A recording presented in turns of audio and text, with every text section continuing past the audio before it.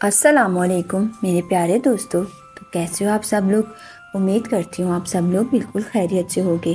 تو پیارے دوستو، آج میں آپ کے ساتھ جو کہانی شیئر کرنے جا رہی ہوں اس کا عنوان ہے سرائے والی بڑھیا۔ شیشم کے درختوں کے گھنے جنگل کے کنارے سندیل پوری نامی ایک سرسبز قصبہ واقع ہے۔ شہری لوگ یہاں سے عمارتی لکڑی خرید کر لے جاتے ہیں۔ یہاں 3-4 مالدار آڑھتی رہتے ہیں۔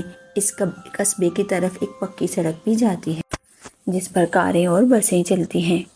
کچھ فاصلے پر کچی سڑک ہے جس سے فاصلہ 10-12 میل کم ہو جاتا ہے، لیکن اس کچی سڑک پر جیپ، گاڑیاں اور موٹر سائیکلیں ہی چل سکتی ہیں۔ 2 برس پہلے جب 2 صحافی کسی دوست کی شادی میں سندیل پور گئے تھے، انہوں نے یہی کچا راستہ اختیار کیا تھا۔ وہ دونوں موٹر سائیکلوں پر سوار تھے۔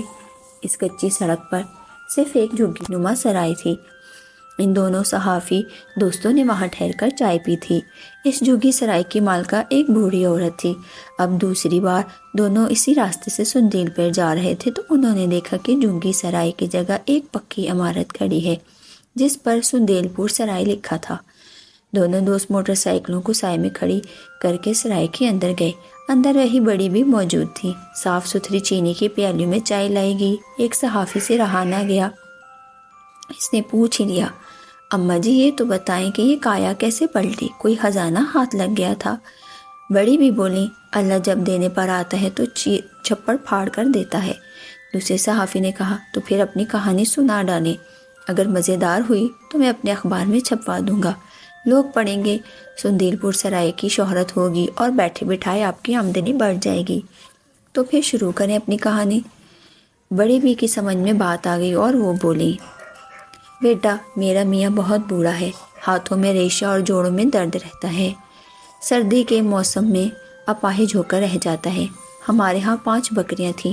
ایک دن وہ انہیں چرانے لے گیا تو جنگل میں سے ایک چھوٹی سی شیشی ملی جس میں سفید پاؤڈر سا تھا۔ میرا میاں وہ شیشی اٹھا لایا کہ شاید کوئی دوا ہے۔ دوسرے دن جنگل میں ایک مردی آدمی ملا۔ پولیس نے بتایا کہ اس آدمی نے زہر کھا کر خودکشی کی ہے۔ میرے میاں نے وہ شیشی تاک کے کونے میں رکھ دی۔ جب اس کے جوڑوں میں بہت درد ہوتا تو زہر کھا کر مر جانے کی بات کرتا۔ میں نے وہ شیشی چھپر کے کونے میں چھپا دی۔ کچھ دن بعد وہاں فاختہ کے جوڑے نے گھونسلہ بنا لیا۔ بڑی نے تھوڑا رک کر کہا، اب آگے کی سنو۔ کس طرح کہانی کے تانے بانے بنتے چلے گئے۔ 1.5-2 سال گزرے تھے کہ سرائے کے آگے ایک سبز رنگ کی جیپ آ کر رکی۔ 2 مستنڈے جوان اتر کر سرائے میں آ گھسے۔ تیسرے آدمی نے جیپ درختوں کے پیچھے چھپا کر کھڑی کر دی اور خود بھی سرائے میں آ گیا۔ ایک آدمی نے ساتھ لائے ہوئے تھیلے میں سے 2 ذبح کیے ہوئے مرغے نکالے اور مجھے حکم دیا کہ جا بڑھیا جلدی سے مرغے بھون لا۔ پھر وہ تینوں آدمی ایک چارپائی پر بیٹھ کر بھنے مرغوں کا انتظار کرنے لگے۔ میں کھانا پکانے لگی۔ اتنے میں ایک آدمی نے جیب سے کاغذ نکالا اور تینوں اس پر جھک کر کھانا پھوسی کرنے لگے۔ مجھے وہ لوگ اٹھائی گیر لگ رہے تھے۔ میں نے مرغی بھون کر لائی تو وہ منٹوں میں چٹ کر گئے اور مجھے حکم دیا کہ اے بڑھیا کھڑی کیا دیکھ رہی ہے، تھوڑی سی کھیر بنا کر لا، ابھی پیٹ نہیں بڑھا۔ تھوڑی دیر میں کھیر تیار ہو گئی، وہ بھی انہوں نے چٹ کر ڈالی۔ ایک آدمی بولا، بکری کے دودھ کی بہت مزیدار تھی، جا پوری دیگچی اٹھا لا۔ میں دیگچی لا رہی تھی تو وہ خود دیگچی کی طرف لپکا۔ چھپڑے سے گھونسلے سے ایک فاختہ پھڑ پھڑا کر اڑی اور وہ چھوٹی سی سفید پاؤڈر والی شیشی کھیر کی دیگچی میں آ پڑی۔ اس آدمی نے دیگچی چھین لی، میں اسے روکتی رہ گئی۔ ان تینوں نے سارے دیگچی صاف کر ڈالی۔ تب میں کیا دیکھتی ہوں کہ وہ تینوں فرش پر ذبح کیے مرغوں کی طرح لوٹ رہے ہیں۔ اتنے میں 4 جیپ گاڑیاں سرائے کے سامنے رکیں اور 10-12 پولیس والے سرائے میں گھس آئے۔ انہوں نے اب تینوں اٹھائی گیروں کو ہتھکڑیاں لگا دی۔ ایک پولیس والے نے اس کی سب جیپ بھی ڈھونڈ نکالی۔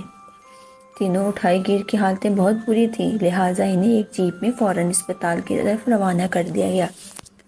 تھانے دار صاحب نے کہا، بڑی بھی تم نے وہ کام کر دکھایا جو ہم نہیں کر سکے۔ ان تینوں نے ہم پولیس والوں کی نیندیں حرام کر رکھی تھیں۔ یہ تینوں اشتہاری ڈاکو ہیں۔ ان کی زندہ یا مردہ گرفتاری پر 10-10 ہزار روپے کا سرکاری انعام ہے۔ اس واقعے کے ہفتہ بھر بعد چند پولیس افسر آئے، مجھے 30,000 روپے دے گئے۔ میں اتنی بڑی رقم کہاں چھپا کر رکھتی؟ یہ روپے سندیل پور کے ایک ایماندار آڑھتی کے پاس رکھوا دیے۔ انہوں نے کہا کہ پہلے تو اپنے شوہر کا شہر لے جا کر علاج کرا، باقی روپے سے پکی سرائے بنواؤ۔ میں تمہاری مدد کروں گا۔ رقم محفوظ کرنے کا یہ بہترین طریقہ ہے۔ بیٹا، تمہیں یہ کہانی لگتی ہوگی، مگر یہ سچی کہانی ہے۔ اللہ تعالیٰ کے کام بھی نرالے ہوتے ہیں، کڑیوں سے کڑیاں ملتی جاتی ہیں۔ مجھے تو گمان بھی نہیں تھا کہ میرا میاں صحت مند ہو جائے گا اور میری جھگی سرائے پکی سندیل پور سرائے بن جائے گی۔ یہ سب میرے اللہ کا کام ہے۔ دن رات میں اللہ تعالیٰ کے گن گاتی رہتی ہوں۔ تو پیارے دوستو، کیسی لگی آپ کو ہماری کہانی؟ کمنٹ کر کے ضرور بتائیے گا۔ اللہ حافظ۔